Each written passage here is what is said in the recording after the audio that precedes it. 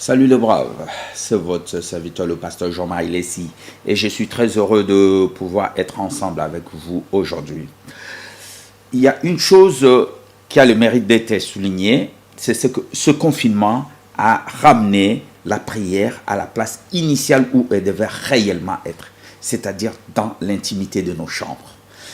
On doit arrêter de jouer les hypocrites comme les pharisiens, les scribes qui vont dans le temple en train ou au coin des rues de lever les bras pour que tout le monde voie qu'ils prient. On doit arrêter de parader dans nos estrades à l'église comme si c'était Mohamed Ali qui était dans un ring de boxe. Mes amis, maintenant la prière est confinée dans nos maisons.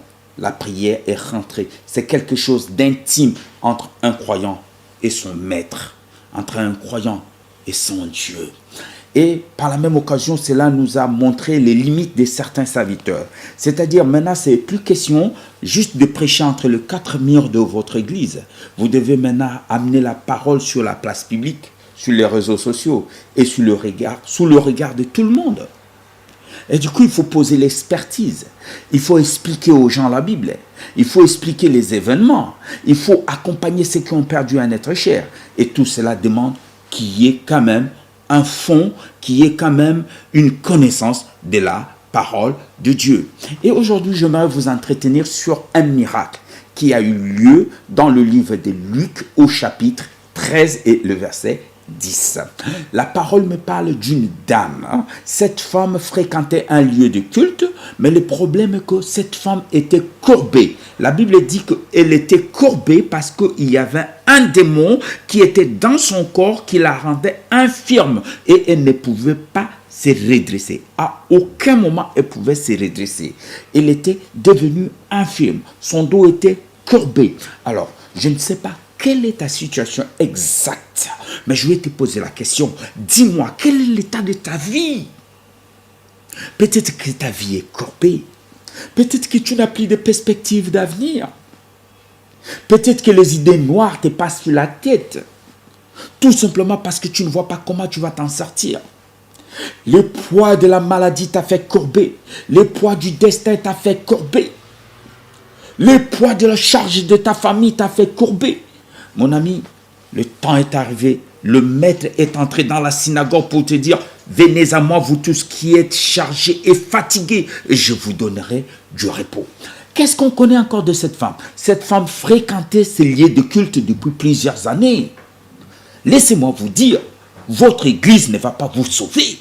Votre dénomination ne vous amènera nulle part. Peu importe, je le dis bien, peu importe des millions qu'ont coûté la construction de votre église. Peu importe les titres qui accompagnent, les diplômes qui accompagnent votre pasteur. Peu importe les caméras et les micros que vous utilisez dans votre église. Tout cela n'a pas d'importance. Ce qui est important, c'est le flot et l'action du Saint-Esprit sur le cœur des croyants. Elle fréquentait un lieu de culte, mais néanmoins elle était toujours courbée. Regarde ta vie. Ça fait combien de temps tu vas à l'église? Tu fréquentes ta communauté, mais ta vie n'a pas changé. Il est temps que les choses changent dans ta vie. Ce n'est plus question de dénomination ce soir ou aujourd'hui. C'est question de la parole de Dieu et que tu rencontres Dieu face à face afin que ton âme soit sauvée. Et la troisième des choses qu'on sait de cette femme, vous savez c'est quoi? Jésus l'a dit, cette femme est fille d'Abraham. Fille d'Abraham.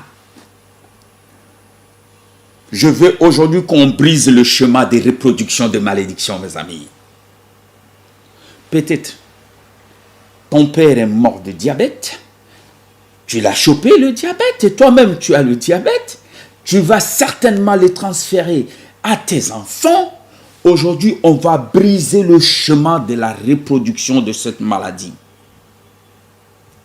La Bible dit, béni soit le nom du Seigneur qui nous a fait asseoir ensemble avec son Fils.